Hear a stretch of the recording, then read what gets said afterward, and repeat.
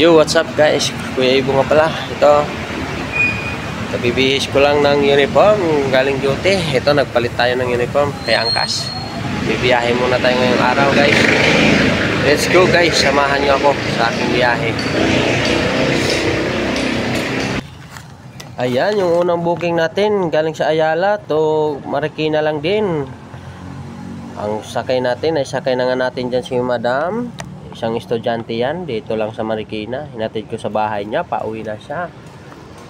Galing siya muna sa mall bago siya umuwi. Ang sarap na buhay ng may estudyante talaga ngayon. Bago umuwi ng bahay, dumadaan muna sa mall. Sana all. Ganun talaga pag mga mayayaman na mga estudyante. Bago umuwi ng bahay, pasyal muna sa mga mall. You guys, dito tayo ngayon sa Marikina. Ka-drop lang natin ang una natin pasahero. Gcash yung payment niya, kaya wala na mababayaran. Abang na tayo ng pangalawang booking. Ayan, ang pangalawa natin booking galing Katipunan, Marikina lang din yan. Gurami lang yan guys. Na-pick up ko na nga dyan si ma'am papuntang Marikina. Medyo traffic yung takbo namin dyan, pero dahan-dahan lang kami. Ang sabi niya kasi, dahan-dahan lang tayo kuya, kasi hindi siya sanay sa motor.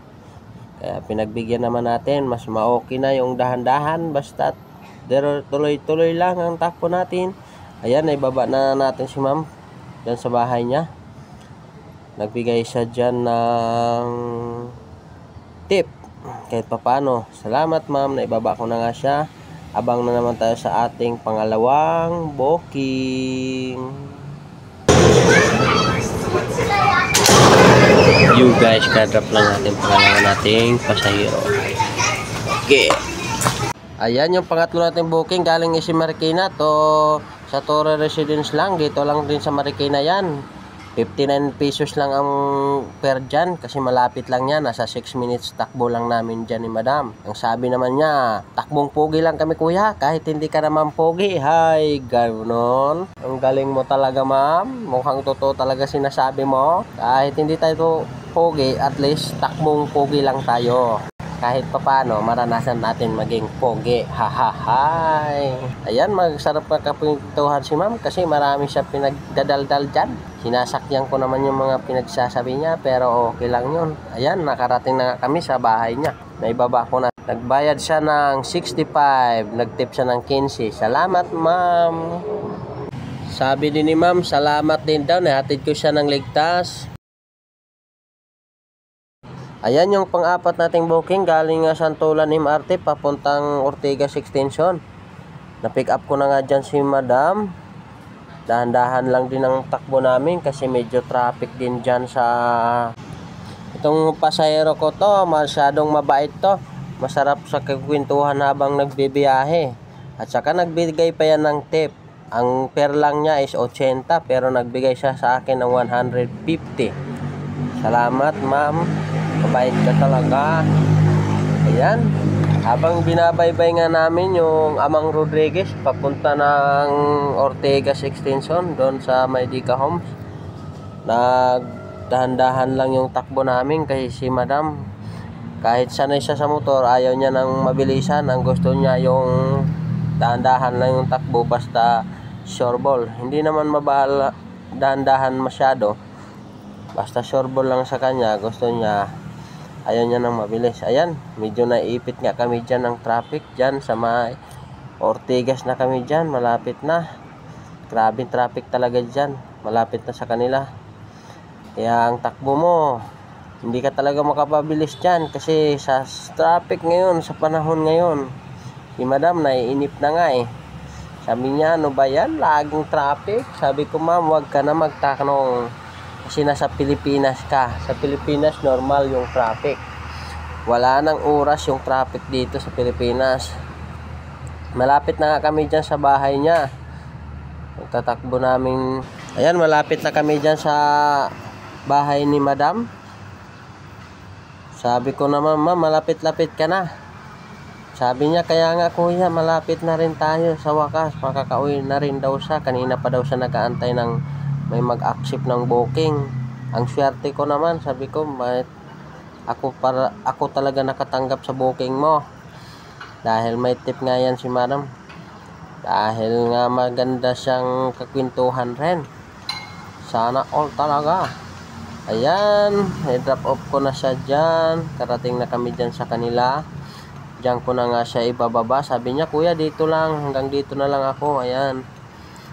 Nagbayad siya sa akin ng 200. Hingi lang siya ng 50. Pero dapat yung fare niya 80 lang. Bali yung tip niya 70. Salamat madam. Nagbigay ka ng 70. Malaking tulong na rin yan sa akin sa araw-araw nating pamumuhay. Salamat. Abangan ang aking pang-apat na pang-lima kong booking. Ayan yung pang-lima nating booking galing Ortigas papuntang BGC. Sa 2nd Avenue sa BGC. Gcash yung payment niya dyan. Kaya cashless na yan. Wala na siyang babayaran. Diretso na yan sa apps ko. Nasa stoplight kami dyan sa BGC. Kasi pagdating mo sa BGC, bawat kanto may stoplight. Pero napakaganda dyan sa BGC. Ang traffic dyan hindi ganun kalala. May stoplight lang talaga. Doon ka lang may ipit. Yan, habang nakatambay tayo sa stoplight, tingin-tingin tayo sa mga kapaligiran natin sa BGC. Mga kasama natin. Pero yung takbo natin dyan, hindi tayo tumatakbo ng mabilisan. Sakto lang. Panghanap buhay lang natin, hindi pang karera. Kasi sa kalsada, dapat hindi mainitin yung ulo mo. Dapat mahaba yung pasensya mo. Dahil pag ikaw mainitin yung ulo mo, lagi kang may makakaaway dyan. Lagi kang magkakaaway. Kasi sa kalsada, nandyan lahat ng uri ng tao. Makikita mo. Kaya dapat ikaw na mag-adjust. Huwag ka sasabay sa init ng panahon, sa init ng mga problema ng ibang tao. Basta't lagi kang kalmado. The next right, then you will arrive at your destination. Yo guys, pang lima natin booking, dadrop lang natin kay madam. Ayan, pang-anim natin booking galing BGC, papunta lang dyan din sa Taguig. Malapit lang yan, 7 minutes lang yan na takbo natin dyan. Na-pick up ko na nga si madam galing sa BGC. Diretso na sa bahay niya kasi pauwi na siya. Sa BGC siya nagtatrabaho. Dahil malapit lang yan dyan guys, binarahan ko na agad ng takbo. Pero hindi naman ganun kabilis, saktuhan lang. Kasi sa angkas mayroon maximum speed lang kami. Dapat 60 per kilometers lang, hindi ka lalagpas dyan.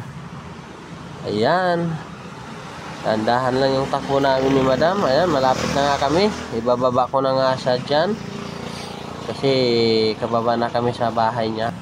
Ayan, malapit-lapit na kami sa bahay niya. Ibababa ko na siya dyan dahil 56 lang yung per niya. Malapit lang kasi yan, 2 kilometers lang yan. Nasa 7 minutes lang natakbo namin yan. Ayan, sabi niya, salamat kuya, nakarating ako ng ligtas. Sabi ko, you're welcome madam. Yan din ang hiling ko. Sana makakauwi tayo ng ligtas pareho. Salamat. Ayan yung pang-pito natin booking galing sa BGC. Papunta na yan sa bahay ko. Nag-set destination na ako. Kasi uwi na tayo ng bahay. Nag-umpisa tayo nga pala guys, 6:30 hanggang 10 tayo ngayon. Bali, kulang-kulang 4 na oras. 4 na oras mahigit yung takbo natin, yung biyahe natin ngayon. Bali, nakapito din tayo na booking kay Angkas. Maraming salamat sa Angkas. Part-time lang natin yan guys, pero naka from 6 to 10, naka 700 plus din tayo. 10 PM. Last drop off natin. Malapit-lapit na sa bahay. Nag-set destination tayo. Salamat sa Angkas.